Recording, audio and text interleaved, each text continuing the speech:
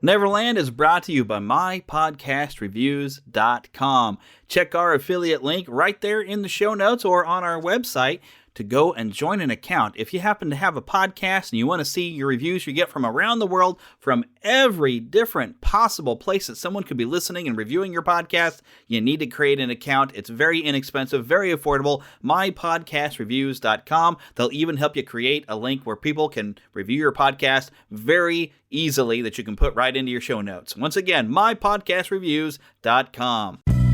The following production is part of the We Be Geeks podcast collective. All this has happened before.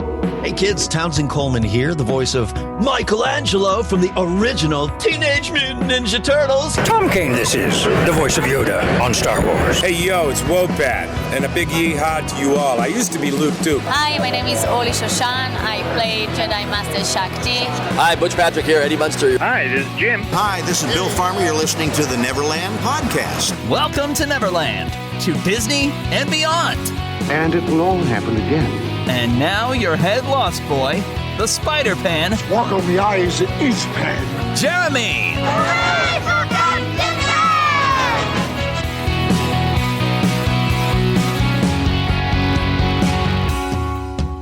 Take your pixie out of your pockets, Neverlander. Sprinkle some pixie dust around. Think that happiest thought. Hi, Lost Boy Phil is here. Howdy, howdy. And we're going to have some fun today. I got a lot of different stuff. I've been building this up, really, I think, for a couple of weeks now because we didn't get to do a Valentine's Day show like I wanted to. So I have an idea for Valentine's Day. We're going to talk about some of our favorite Disney couples. I've listed a few of them.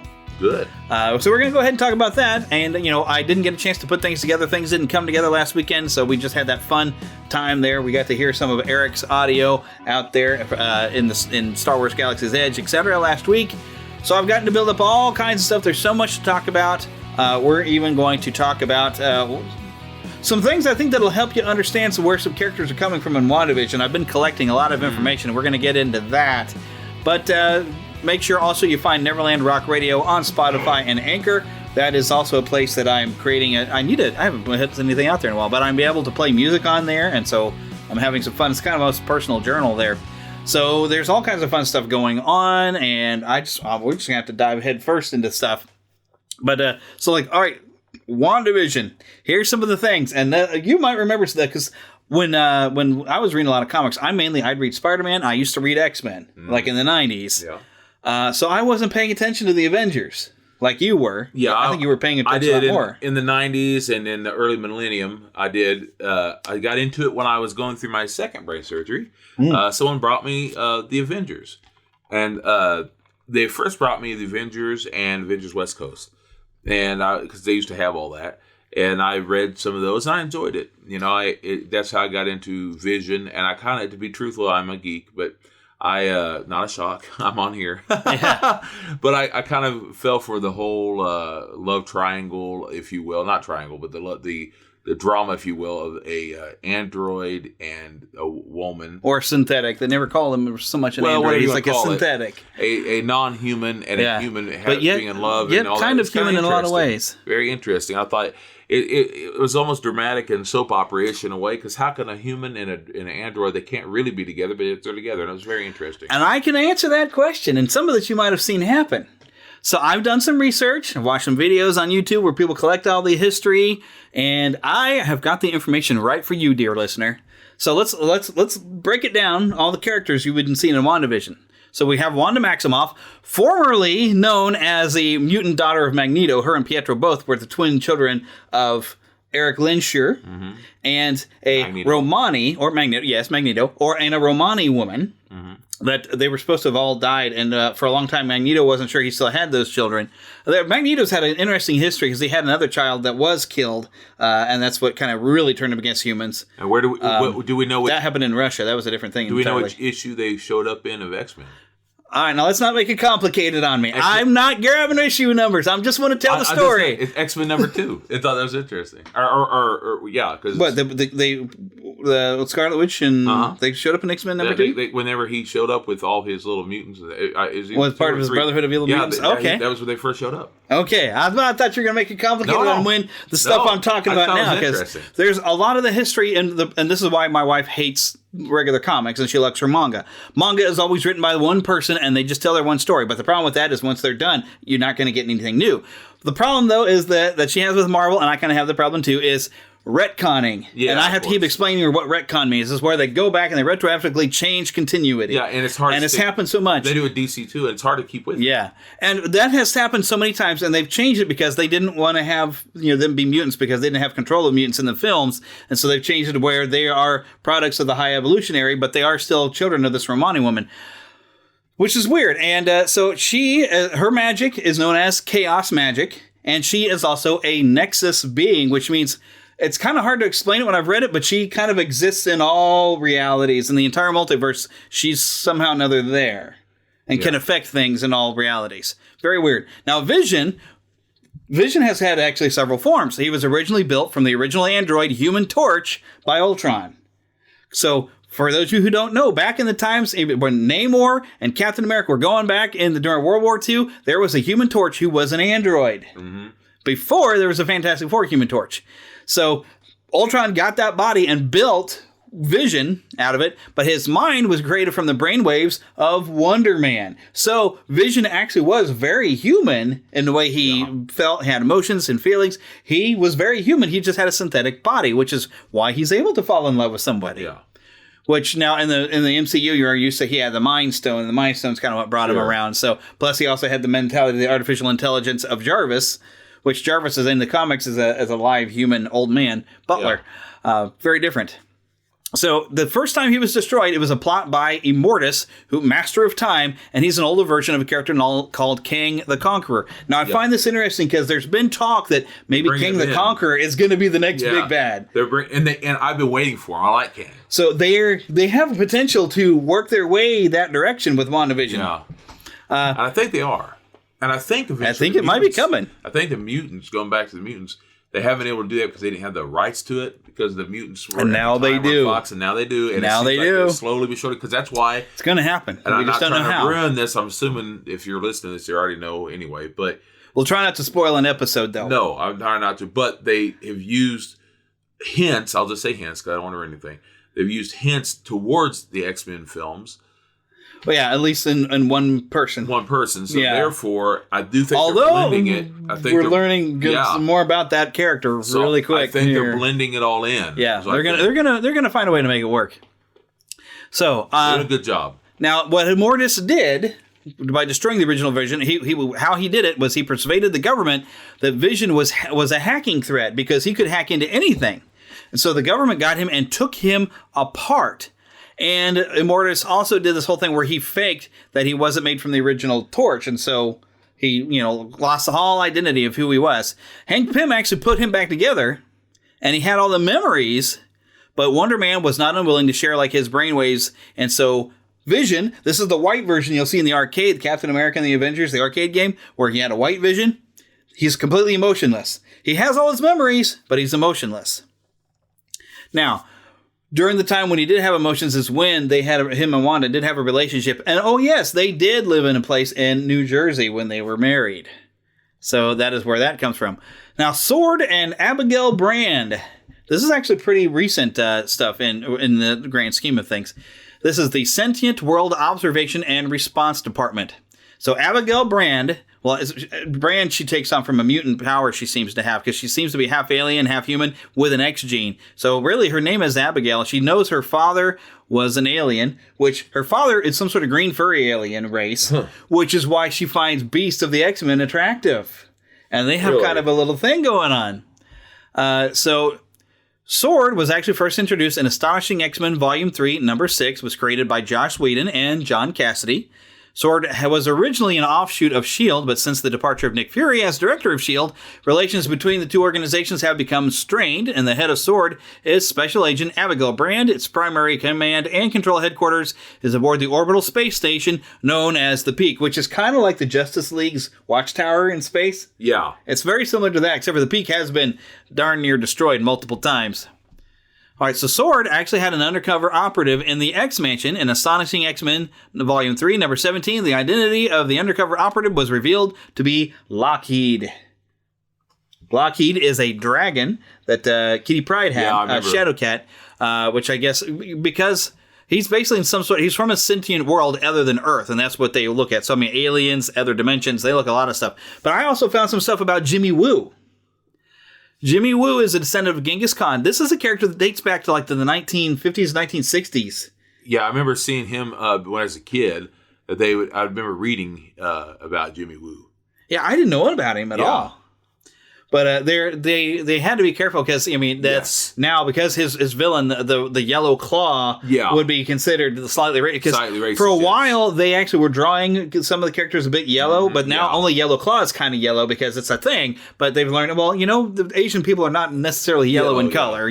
Quite frankly, they're not jaundiced. Okay, I don't know if they meant it back then that way, or if it was just a style. It was really just kind of where red and yellow, black and white. Right. We don't mean anything by it, but that was kind of where we kind of thought of people. But and the way they drew Oriental people back then, the way they drew the eyes, the way they drew the skin.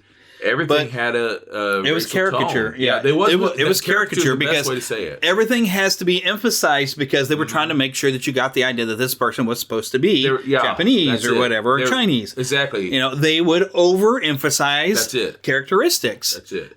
So it was caricatures, and they weren't meaning to be. It was very overdone. Yeah. And then, I think people have gotten better at being able to make people look more real, but it's hard to make a realistic person in Keep in mind too, the coloring that they could do back then was a lot different, and they didn't have computer.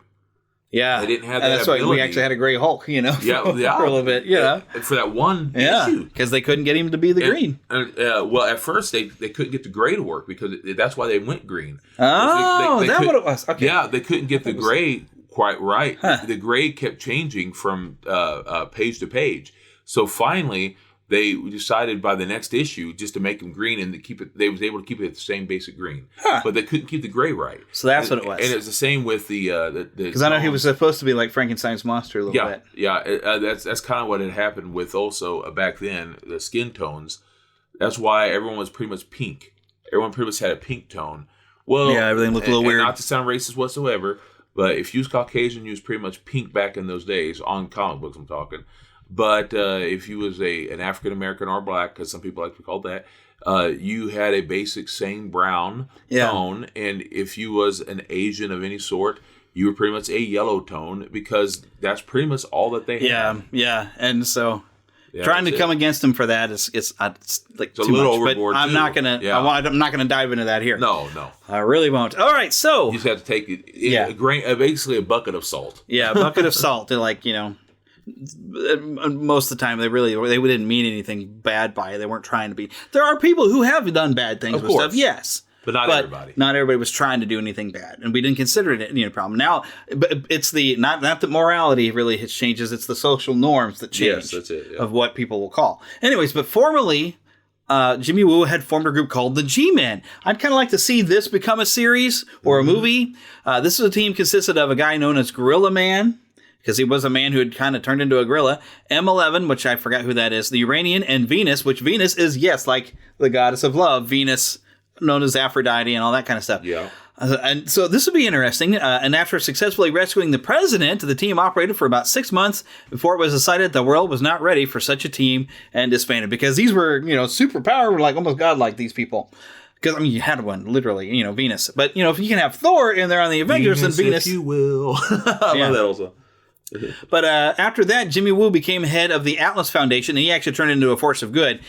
That was the intention of the Yellow Claw, wanted him to be the head of the Atlas Foundation. And he had actually was throughout Jimmy Woo's life, he tried to orchestrate him to become the head of the Atlas Foundation, but Atlas Foundation was kind of an evil, corrupt organization. Then Jimmy Woo says, okay, fine, you want me to head this up? I will, but we're going to do things my way. And he cleaned it up and made it a force for good. So Jimmy Woo, I love that character. Ever since we met him in Ant-Man and the Wasp, that's where I first come across him. I really love that character. Yeah, and I'm happy to have him in the Wandavision. So following the dissolution of the G-Men, Jimmy returned to regular government work, and by the modern era, a still youthful Woo joined Nick Fury's S.H.I.E.L.D. organization, and during this time with S.H.I.E.L.D., he fought alongside Fury and Captain America, and battling what appeared to be a revived Yellow Claw. Now, I'm not going to say why this name comes up.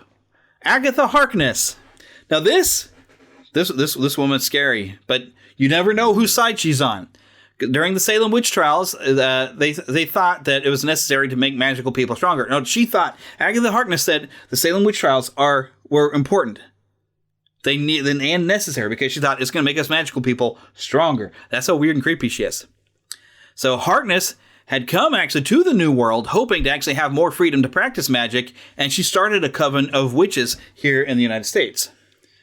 So here in slightly more modern times, she is actually the governess of Franklin Richards, son of Mr. Fantastic and the Invisible Woman of the Fantastic Four.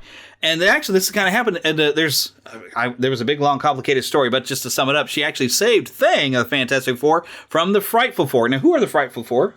Frightful Four are the people who fight the Fantastic Four. Well, I figured that much, but who are they? Well, I can't remember all their names. One of them was with the long hair. Medusa? And they changed several times. And she's an Inhuman, isn't she? Yeah, she's Inhuman. Yeah, and she's sometimes good, sometimes bad. But in the beginning, she was all bad. And there was I can't think of his name right now. He's got like a big head. And he has guns. I can't think of his name. But yeah. MODOK, yeah. He was one of them. And there was a few others. And a few of them has changed. Well, one of them was Sandman. One of the original ones. Really? Yeah, it was Sandman. And he was with that. He was Spider-Man first. Yeah. But then he went straight over to Fantastic Four and was one of those, the Frightful Four.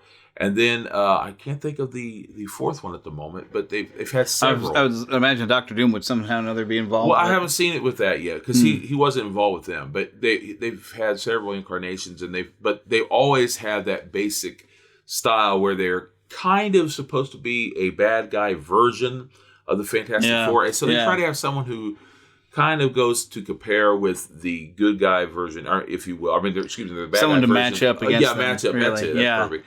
Match up with Visible Woman, and they don't have to have basically. Well, she goes invisible, so this one's more visible, or anything like that. But they have someone who can match it perfectly well. Yeah. Imagine it like if you're a wrestling fan or not.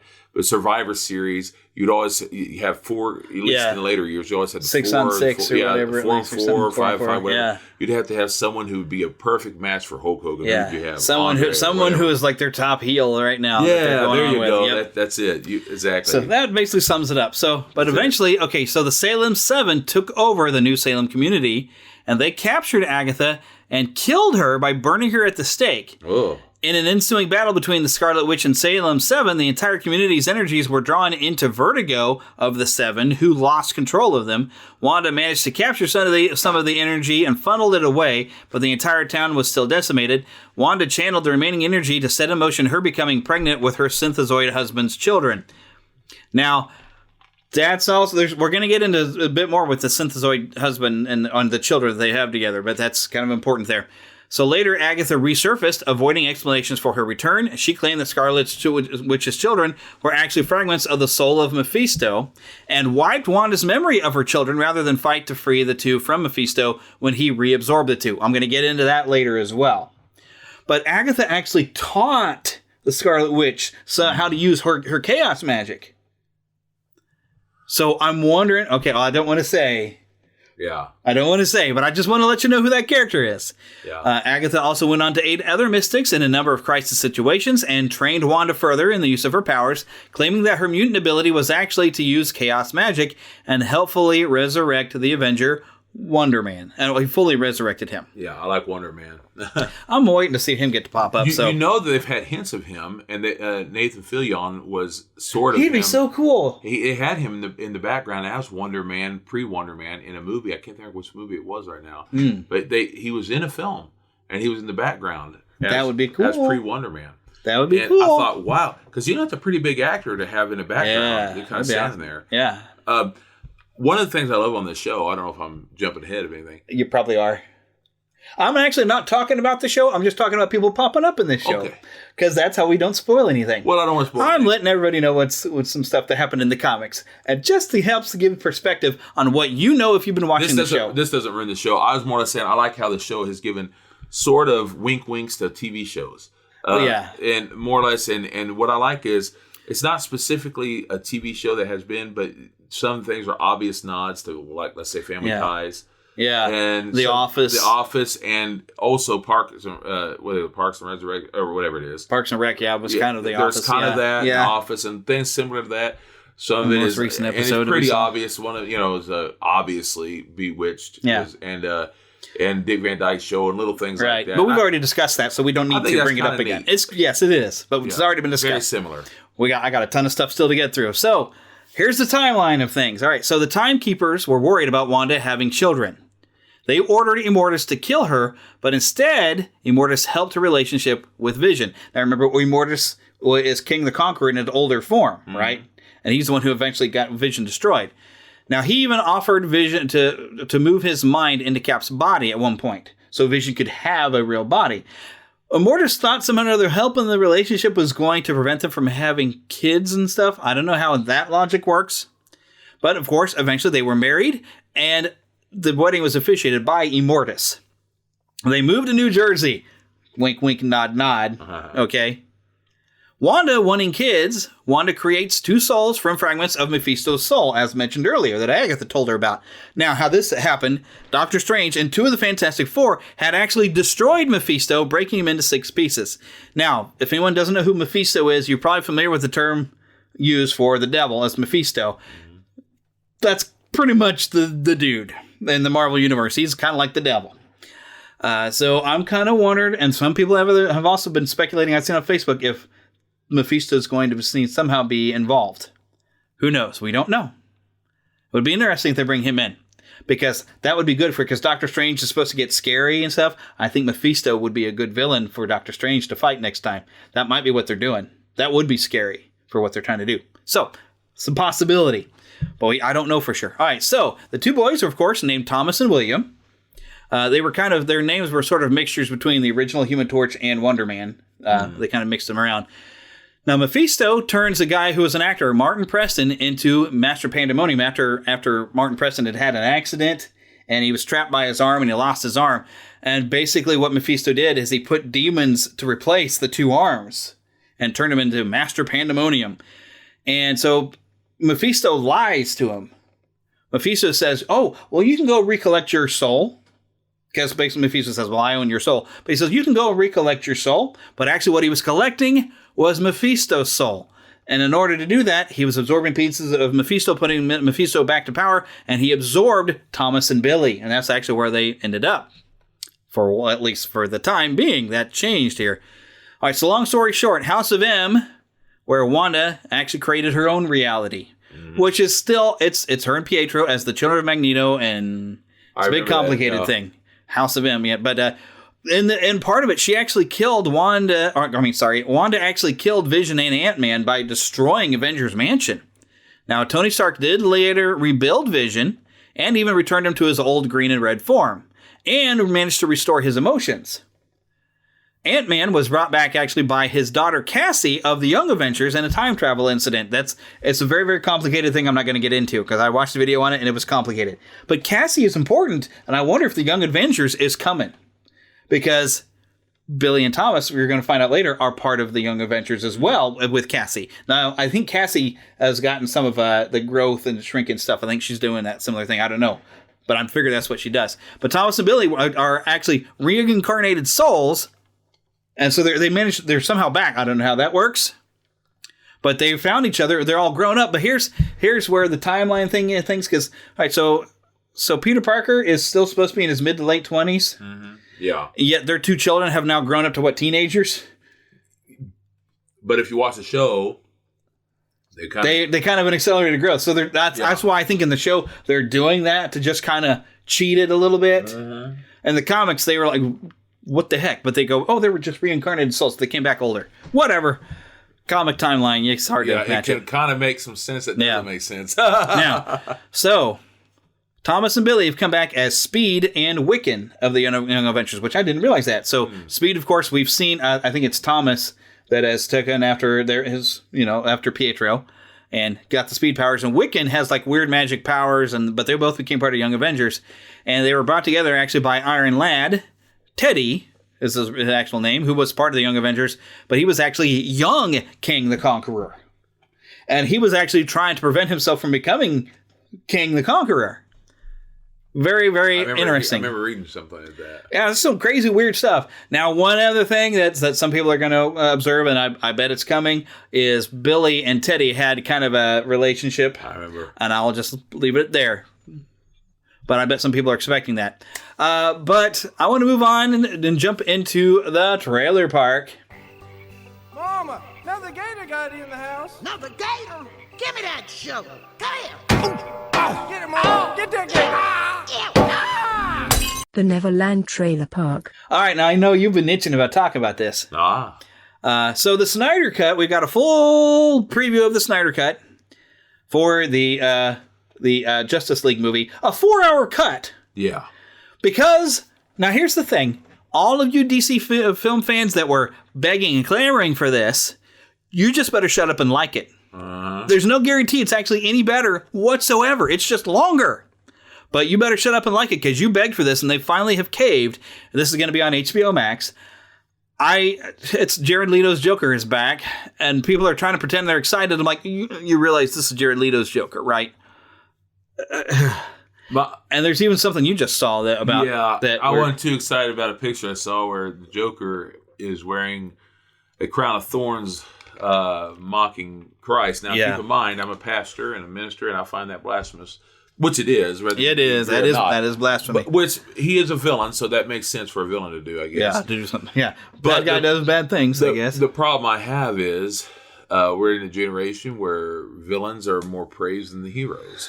We'll get to that one too. See what movie is coming next. Oh, yeah. Yes. That being said, one of the problems I have though is I'm not a Snyder fan. Most of his films have been garbage, in my opinion. Just my opinion. But this is not to say that I thought that the Joss Whedon, even though I do like Joss Whedon as an individual, I didn't think that film was great. But the problem that I have is that he didn't make that film. That film was made by Zack Snyder. Yeah, and they just put it together their way. They threw it together at the last end, gave Joss Whedon just a short amount of time to put a little bit together. Yeah. But that's just how that goes whenever a movie is already pretty much made and you give a guy a little bit to work with at the last second and say, oh, here you go. That's just how it is. And if he had made it from the get-go, it might have been a completely different film. I mean, let's look at Avengers. Maybe. And it might have been a much better film. Yeah. But I just find it interesting. It's just like with, quite honestly, Man of Steel, which I thought was garbage. But Man of Steel, it's amazing to me that was Snyder's movie. Yeah. And they throw all the bad of that movie on the producer, which was the man who made the Batman films, the Dark Knight movies. Them. Can't think of the name off the top of my head. Yeah, me either. Yeah. But Christopher Nolan. And I apologize, but that's not his fault. It wasn't his fault. It was Zack Snyder's fault. Zack Snyder's the reason why you have crap DC films right now. Yeah, and so you expect a 4-hour cut is going to be better? But this being said, I'm going to watch it with an open mind and all that. I am. Yeah. Because I did see it in the theater, and I did find some bits of it quite amusing. Sure. You know, sure. Even Batman vs Superman has its moments of fun that I did like. And like I said, I don't hate them. But with Snyder's films, not something I planned on watching multiple times. That's for sure. For me, watching Snyder's movies are like watching I don't hate them. I don't like them at all. Yeah. But you're a DC guy, so you just love I still like those characters. I like seeing Superman back, but that's the problem I have with the Superman movies on him. He's not Superman. Yeah. And this is not the actor's fault even. It's just it's the way they're written. It's not.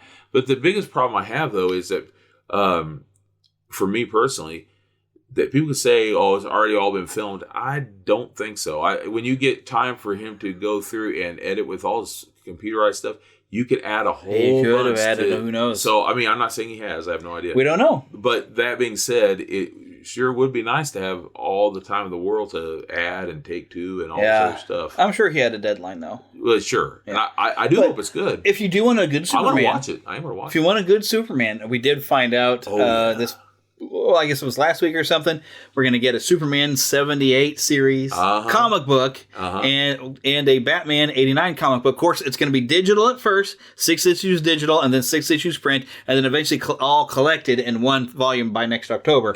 I'll wait for the fall volume in October and get the whole thing. Well, those are my favorite versions of Batman and Superman. Christopher Reeve is Superman. That's it. Let's face it. Christopher Reeve. They've never cast a better Superman. Although I do love Dean Cain as a person, he just was not as good as Christopher Lee. I love them all. Or Christopher Lee. Christopher Reeves. Yeah, can you imagine Christopher Lee as you have chosen death. Christopher Lee was a completely different actor. I love him though too. I can't imagine him as Superman, but now you got that stuck in my head. Although he would have been good Zod. So you've chosen pain. He would have been a good Zod. Oh, him as Zod? Oh, heck yeah, dude. Back in when he was younger time. Oh, man. Oh, yeah. Oh, I would love to see that. Oh, then get Peter Cushing to be Jor-El, you know? That would have been awesome. That would have been great. Man, Awesome. Somebody animate that, make it happen, because you can't do it for real anymore. Yeah, unfortunately. So, but the next movie we have on the list, and once again, I think it has a lot of copyright music, so I don't think I can actually play the audio of the trailer, so we'll just say Cruella. The movie we didn't ask for. When I first heard about it, I was like, why? Glenn Close was awesome. Oh, she was back in that live action. Oh, yeah. So since they already realized they had a live action, because, and this is where... they did a good job with those movies, I thought. Yeah, well, I didn't see the second one, but I liked the first one. The first one was okay, good. So the Brian of The Real Brian Show has, because I talked to him offline and everything, he's got another podcast, The Real Brian Show. He says I need to actually start a segment called Make Disney Great Again, and maybe even some t-shirts. Make Disney great again, because they're not doing it Walt's way. There's a difference between Walt's Disney and the modern Disney, because one thing Walt said is we make money so we can make more movies, not we make movies to make money. Yeah. Now they're just churning out remakes just for money right now. And there's people that you love those remakes to death. I'm glad. Enjoy them. I'm glad you do. I'm glad you enjoy that, but it's a money-making scheme. They're just using characters we know, and they're spinning out stuff. And this really didn't look interesting at all. Although I do love Evan Stone. Oh, me too. She's great. She's adorable. Mm-hmm. I even like. I like her, see it. Even though I don't really like that musical that she did. I didn't see it. La La Land. Oh, I didn't get to see it. I heard it. I don't want to spoil the ending, but the ending is what ruins the entire movie. Gets ruined by the ending. I will say I was enjoying it all the way up until that point, but she's pretty good. Although she's not, you can tell she's an actress and not a singer. But she's great though. We're not Siskel and Ebert. If you like Snyder movies, if you like, Cruella, if you enjoyed La La Land, that's great. I did not like the ending. I didn't like that. That's not like it. I'm traditional musical. I love happy endings, and that movie does not have a happy ending. Well, that may not want it then. Yeah, don't, because you're like me. You want a happy ending to your musical. Yeah. You want Music Man. You want Oklahoma. Yeah. And you want Seven Brides for Seven Brothers. Yeah, that's right. I love that stuff. But when you go and you say, oh, well, let's be realistic about it. And, things don't always end in happy endings. Oh, you've ruined the what's classic and what's enjoyable about musicals. Yeah. Even, Hamilton has kind of a sad ending, but it's history. It still has a kind of cool, interesting ending. Hamilton, I think, did you get a chance to watch that on Disney Plus? Check it out, but put subtitles up because those lyrics come by fast. Oh, really? But I found it actually enjoyable. This got some mixed people. I think part of it is like, people hear so much about it that when it comes out, they're like, "Oh, I'm so tired of hearing of this thing that they didn't." I see. So I was trying to come in objectively, like, all right, let me see what this is about. And it took me a while to get into the music style, to get used to where I was getting with the lyrics. But by the time like King George comes out, he was so funny. I was like, okay, I'm invested. This was good. But I started getting into it, and there's so many different styles, because it's not, there's some rap in there, but there's a little bit of kind of that hip hop kind of, but like jazz style and bluesy kind of style. The music, it really was good. Yeah, I gotta say, I really enjoyed it. But Hamilton, it goes all the way up until he dies, so it's kind of sad he dies. Sure, yeah. But to think of the legacy he left, it's kind of happy. Like, he is part of history. He's part of our American history. All of us Americans, that's part of our history. And I love that. I enjoyed it. I think they need to make Braveheart the musical. Freedom as you rip out my intestines. Yeah. So Cruella, the movie we didn't ask for. And I don't know what they're trying to do with this, because it's like I don't know if they're. My thought is, I saw the first Maleficent movie, I didn't like it, and I'm not bothering with the second one. And I look at this, and I think same thing. I don't want it. Yeah. I'm not seeing it. I'm a vintage Disney fan, and I'm becoming less and less a fan of modern Disney. The more stuff they make sometimes, the more I'm like, ugh. Although I do kind of want to watch this new thing on Disney Plus I didn't know anything about, with the super squirrel. Yeah, that looks interesting. That looks cute. I'm going to watch that, and we'll maybe discuss it next time. I'll watch it. That looks adorable. I'm like, okay. You know what? I will see. Squirrels drive me crazy. I will see Cruella because I think she's a good enough actor, so I am going to give it a chance. Give it a chance, and I'll avoid it like I avoid Frozen 2. I said this to myself the other day, I said, what, Cruella? And then as I said that, I saw who was playing her and all that. I says, why are they doing this? And then I said to myself, no. Money. So the only reason they're doing is money. Who knows? I says, I'll give it a chance. I mean, but I have a bad feeling they're trying to make a hero out of Cruella de Vil. And most likely. And I love her as she is as a villain. She's even scary in 101 Dalmatians. Female villain. She is great. I don't need any more backstory on her. And Glenn Close played her to perfection. It's kind of the same way I felt about Hook, who's my favorite villain. And when they took Hook, and I now granted that was Once Upon a Time, and everything's for the fun messed up. But I didn't watch Once Upon a Time. I didn't really either, but I tried. Someone I was once with did. So they had him at one point be nearly the hero. And of course, he was handsome. And Peter Pan was the bad guy. Yeah, and I was like, "That's how you tick me off." Thank you very much. I am the Pan. I was like, "I'm done with that." Yeah, that's how you cut me right out. They said that they explained it later on. I was like, "Yeah, I didn't get to it." That kind of stuff just irked me. No, yeah, I was irked. I was like, "I'm not watching this." That is kind of what made me quit watching the show. Actually, I quit watching it after I watched the first episode. Yeah, well, so I was, I didn't even get through the whole. Yeah, but. Talking once again about my podcast reviews, and let me share a review that they have shared with me. This is from T. Dixon 508. It says 5 stars and it's a great show. Thank you guys for the trip down memory lane. I'm a big fan of Disney. No shame here. I was a little skeptical about the new Scooby-Doo movie, but it was actually pretty good. Keep up the awesome work, guys. I think he's talking about, you probably heard where we reviewed, you watched it, so you probably were sharing about it. I'm still kind of like, Yeah. I'm probably going to see it eventually. It's not bad. The Scoob movie. But yeah, my podcast reviews if you're a podcaster for just $50 a year, you can get all of your reviews, no matter where someone leaves a review, sent right to your inbox. It's very convenient. I like it. And it's very inexpensive compared to what I'm paying to actually host this podcast. I have a link right on the front page. And the nice thing is my podcast reviews allows me to have this nice little thing set up to where the front page of my website at neverlandpodcast.com, I can have some reviews listed right there that will update as people add new reviews. It is a fantastic resource, and it even creates a nice list for you, listener, to come and leave a review, which please do. Please leave a review. But yes, mypodcastreviews.com. Thank you very much for being an affiliate and helping sponsor this show. But now it's time to get on to some main content. To Disney and beyond. All right, so I only listed a few.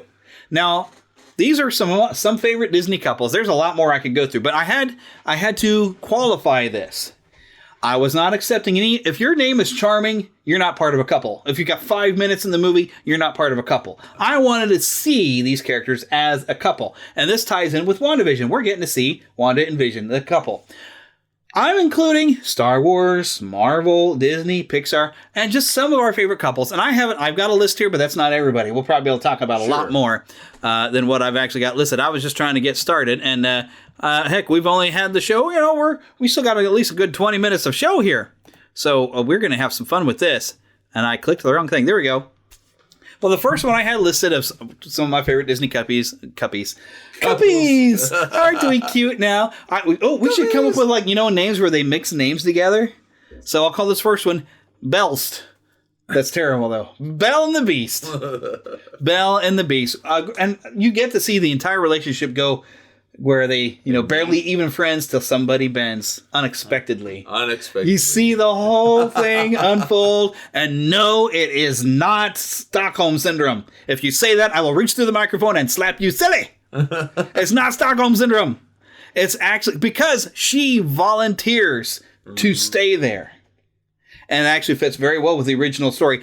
Disney Story Origins, another great podcast, actually did a thing recently on Beauty and the Beast, going through the original stories, which are very, very good stuff. But they pulled a lot of it into the film, but made the Beast nasty at first instead of being actually good. And it kind of broke down the fact that he was nasty before he looked like a Beast. Yeah, he was that's at least in Disney's version, but not in the books. The books, he's not nasty at all. Never was. I like that he was kind of an ugly individual. Brat. And we get to see him grow and become somebody new. Mm-hmm. And we see Belle kind of lose some of her preconceived notions of things. Yeah, I like that. They both have to change a little bit. Yeah. And I love that. But she was a little... That's still my favorite animated. That was a great one. Love it. As far as it comes to romance, That's my favorite one. Yes, love it. And that to me really changed a lot of the films, the way they made them, and they did such a great job. It's so fantastic. I was watching it. To be honest with you, I watched it just a week ago. I was at home watching it. It moves me. I love that movie, man. When they get to dance, and that was the one that. That's a good one. I remember we were so excited before that movie came out too, dude. I drew it. Remember, I drew it before you came out. Yeah, and then we were watching that music video. It was on Disney Channel. You brought the again. videotape over to church, and we were watching it. I still to this day when that part comes on, and the part where he goes to save her, and then she turns around and helps him because he got hurt from those wolves. Yeah. That's such a moment. That really is something. It's a great film. It is such a fantastic film and a fantastic couple. Okay. Well, people believe that the animated characters, they're just animated. They can't be look, animated or not, they can move you. Yeah, because it's good story, and good character writing. It's just good. That's right. And everybody who worked on that, thank you. Yeah, very much. I loved it. Peter and Wendy. You know that had to be on the list. Now this isn't like a traditional couple. No. I'm kind of blending in a little bit from Hook and for the overall mythos. Now, I learned something here recently. Speaking of Disney story origins, I was always confused between the difference. What is the Peter Pan book and what is the Peter and Wendy book? So the initial Peter Pan book was the play published in a book. Peter and Wendy was the novelization of the play. Yeah. And that's what I have on my shelf, like 2 copies of it. There's just marked Peter Pan. But they are the novel. They're not the actual play. Yeah, the novel's able to go into more detail. Yeah, it goes into more detail, and it's the same writer. Yeah, but it's a little bit more. Yeah. And I would like to read or see the play sometime. That would be fun. Although I guess I kind of did when we had the thing with Christopher Walken trying to be.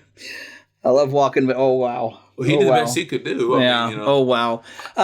But there's I love the undercurrent that they like to put in sometimes when they make film of Wendy kind of liking him, but Peter, who was all against anything growing up, will just and I love in Hook the line. It's like I can't stand for her heart to be broken when she find out she can't keep you.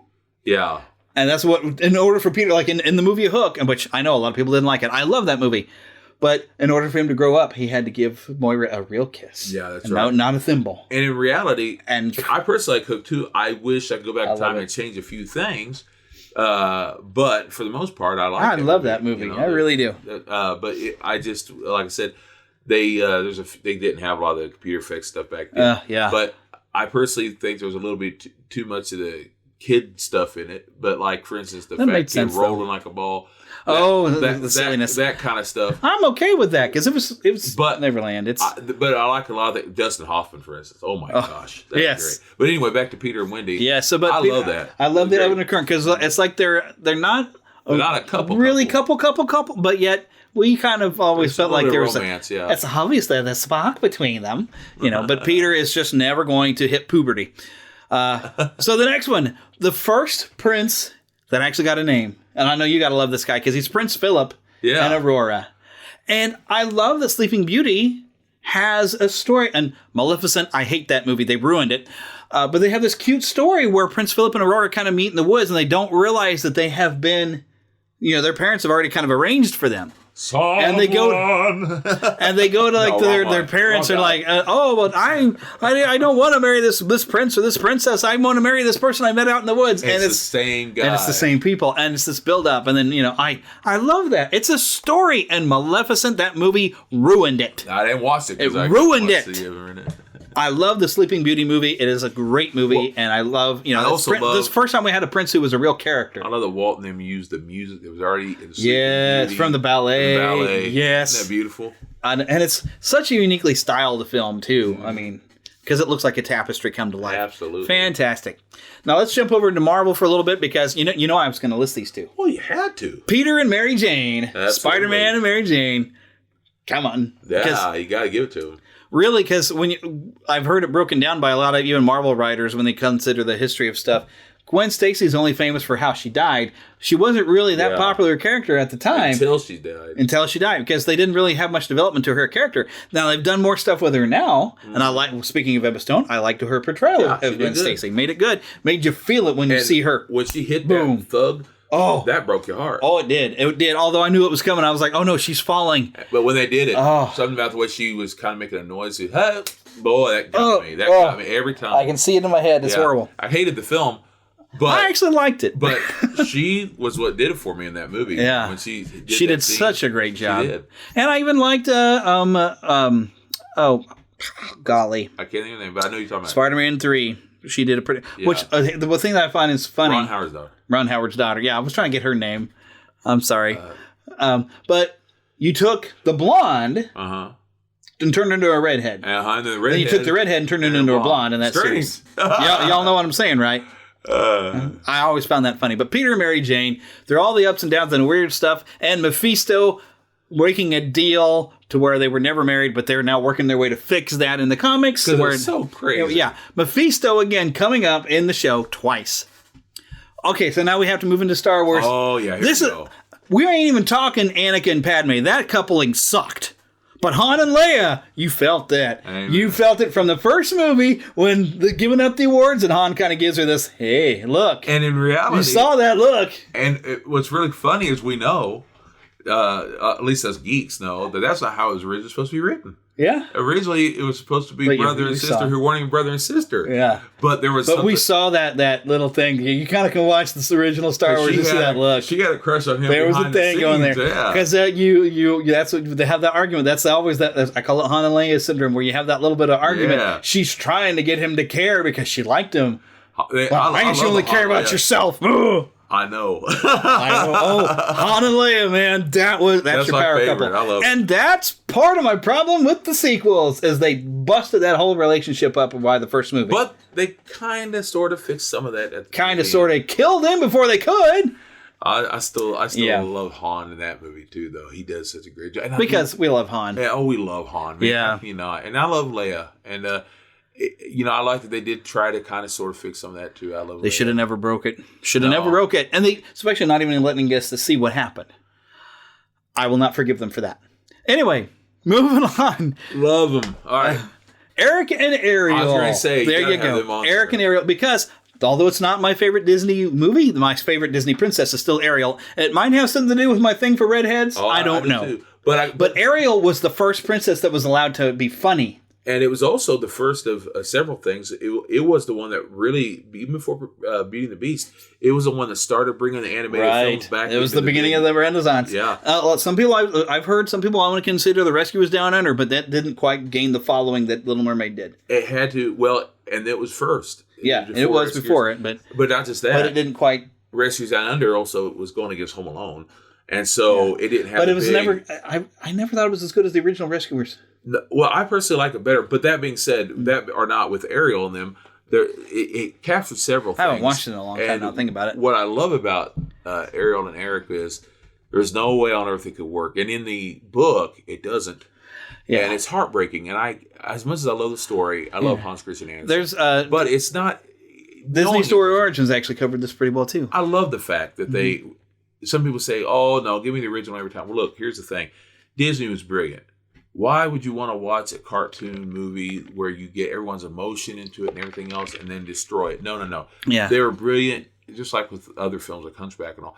They're brilliant not to destroy. Yeah, because basically it's too deep for them to be able to explain in animation what's supposed to really going on. Because, I mean, when you get into the original story and walking hurt her feet. Yes. But she would dance for the prince. Yes. But there's the quick version. Everybody says, "Oh well, she died and became sea foam." That's when you get into the rest of the book. That's not what she doesn't die and just become sea foam. She becomes this spirit, and she looks over the children. Because Hans Christian Andersen always had some sort of lesson, some sort of thing for the children. Yeah, he did. And she is an example of sacrifice and love.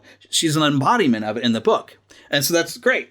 But it's hard to communicate that in an animated film. So it's nice to go and have the happy ending. Yeah, because plus you don't want the kids walking out there crying. Yeah. Which they would. Because they wouldn't have understood what they were trying to... If you try to communicate what Hans Christian Andersen was trying to communicate, it was really difficult to do. Yeah. Because Hans Christian Andersen was a brilliant... He was a genius. He really was. I watched the musical not that long ago. All right. Before I get into the next couple of couples, I got other ones. I mean, I completely forgot about Elastigirl and Mr. Incredible. Oh, yeah. I love them. Oh, they're great. You got to learn to be more flexible. Well, as long as you're doing that, let's go to the opposite realm. And plus Holly Hunter and Holly Coach. Hunter. Oh, you're talking about Neil... I thought you'd have it because you watch more Coach I love than it. I just watched him this morning on another movie. Man, what is that dude's name? Yeah, but y'all know who I'm talking about. Come on. Craig T. Nelson. They're so great as actors and such great characters. Yeah, so that's definitely one of my favorite couples. I recognize his voice even from the commercial long before they mentioned Incredibles. He said, yes, I was like, oh, that's him. That's Craig T. Nelson. But yeah, you want to throw one out there? Oh, yes, as long as we're going that direction, except that this is not Elastigirl. This is Mr. Fantastic and Invisible Woman. Because they're Marvel characters. Yes, You're right, buddy boy. I love them as a couple. Yeah, there you go. And I love that you have his best friend and her brother involved with the Fantastic Four. Yeah. I mean, that's why they're called the original family, the super family. Yeah, the super family. That's why you got the Incredibles have that whole hint all the time to the whole Stan Lee thing. And it's tremendous. And that is the family that brought us into the whole comic book realm that we're in now. Because that's why when people talk about Fantastic Four not really being that big of a deal, I'm like, they're a huge deal. They are the reason. They just haven't gotten a good movie yet. That's it. But it's coming. It's coming. It's coming. It's on its way. There will come a day. Mm-hmm. We will have a great Fantastic Four movie. There's other great. And you know what? Can I just throw Steve and Peggy Carter in there? Sure. Cap and Peggy Carter. Yeah. I do love them. That's one thing that as much as Endgame was kind of a rough one, the payoff for me is him and Peggy getting their dance. Yeah, that was. That made me feel good. I also enjoyed seeing Tony Stark and his gal. Yes, and wow, Gwyneth Paltrow, Penny something, wasn't it? Yeah, no, it's not Penny. Wow, yeah, I think it was Penny. Maybe is it Penny? Isn't that terrible? I'm forgetting stuff. Yeah. I'm getting old, y'all. Okay, I forget stuff. What's my name again? Okay. Yeah, there's some great Marvel couples out there when you really kind of dive in. But I always some of thought favorites. Betty and Bruce Banner was an interesting thing because it's just too bad that we didn't bring Liv Tyler back. Although there was an interesting twist to have maybe him and Natasha having a bit of chemistry. That was interesting. The whole thing in the comic book, and now they're not able to get into this extremely much and I don't want to get too deep into the physicality of it, but in the comic book. There was at one point where he couldn't become human again. Yeah. And she was a human, and there wasn't anything they could do. But they were married together. at the time. They were. Yeah. And it was like, I don't know. It was a crazy thought. I won't go into all that. And I remember being a teenager with that, and I always asked people, how is that supposed to work? Because, ouch. Well, not just that.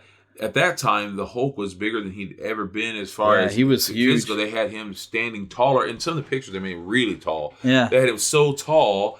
His hand, I remember one picture they had of his hand like around her, and her body was nearly the size of his hand. Yeah. Now, this is whenever they could have him just get bigger and bigger and bigger. Yeah. And they kind of handled that in the film, that original Hulk one. Yeah, because he'd get madder, he'd get bigger. Yeah, and so I kept thinking. And I actually kind of like the way the Betty relationship played out because I like that his first, that big Hulk out when he escapes as. When he sees Betty and he has that look like I've been looking all over for you when he calms down and turns back to human, that I loved that scene, makes that movie kind of worth it. And I like how the steam was coming off of it. Yeah. That was kind of cool. Yeah. That's actually a great scene. I mean, it's not a great Hulk movie, but it has some great moments. But you know what? I even love it when he turns there in his house when that jerk is right there and you see him pound the floor and he's turning like, ah! Great actor too. Playing Eric Bana did a great job. But that's why I like whenever...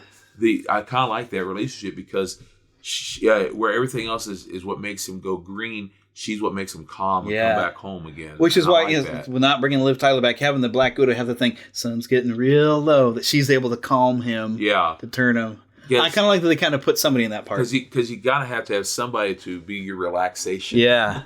And I understand that. I'd love that in that original Hulk movie when he sees Betty. Plus, it was Jennifer Connelly was Betty. Oh, yeah. But yeah, when he sees her and the look he gets, like, where have you been? I've been, what I've been through looking for you. And he just let's not forget, down. It was Sam. Excuse me, pardon me for burping there, Paul. People. Sam, not Sam Neill. Sam. Who played her father, Thunderbolt. Although I do kind of like the new Ross. I like that actor as well. Oh yeah, he's a great actor. So it was nice to see him back in Civil War. Yeah, William Hurt. But yep. Every time I hear his voice, I want to eat beef. Yeah. Because this was for dinner. That's right. Yes. So, that's another great Marvel couple. Any other Marvel couples you want to throw out before we move on to my final top 4? Oh, they got to be the top 4. That's right. They? We probably better move on to the top 4 because we're getting kind of the end of the show. So the funny thing is, this is like the polar opposites of couples. Okay. Yeah. Daisy and Donald. Yes. They are, well, like Roseanne, the show. I was not a fan of the show Roseanne, but it was supposed to be, they're more like a real couple that fight all the time. Yeah. But they just love each other to death somehow. But they just fight all the time. And they're the complete opposites of the number one Disney couple, Mickey and Minnie, who've been together since the beginning. They're like the perfect couple. And, I will note, they have had their problems in some of the shorts. Oh, yeah. Like the Little Whirlwind. Oh, yeah. But it's not Mickey's fault. The tornado hit, happen. Things happen. One thing I do like about those characters, and not one of them are perfect. Right, and right. If you're perfect all the time, where does the fun come from? Yeah. You got to have your mistakes. Which is what makes that nice mix, because Daisy and Donald are always fighting. And I love it. Even in the newer shorts, they had this whole thing where Daisy and Donald are always fighting. It's like, why can't we be more like Mickey and Minnie? Mm-hmm. And then Mickey and Minnie have a blow up or whatever. And Daisy and Donald are like, oh, they're just like us after all. Not everybody's perfect. Yes. Nobody is perfect. But come on, Mickey and Minnie are the Disney couple. Oh, they are. And dang it, Mickey, if you like it, you should put a ring on it. Come on, it's been, have we gone on 90 years? Yep. I mean, come on, Mickey. Come on, Mickey. Come on. Get with it. We're waiting. Afraid of commitment. Totally afraid of commitment. You got problems, mouse. Don't be a mouse, be a man. That's right. There you go.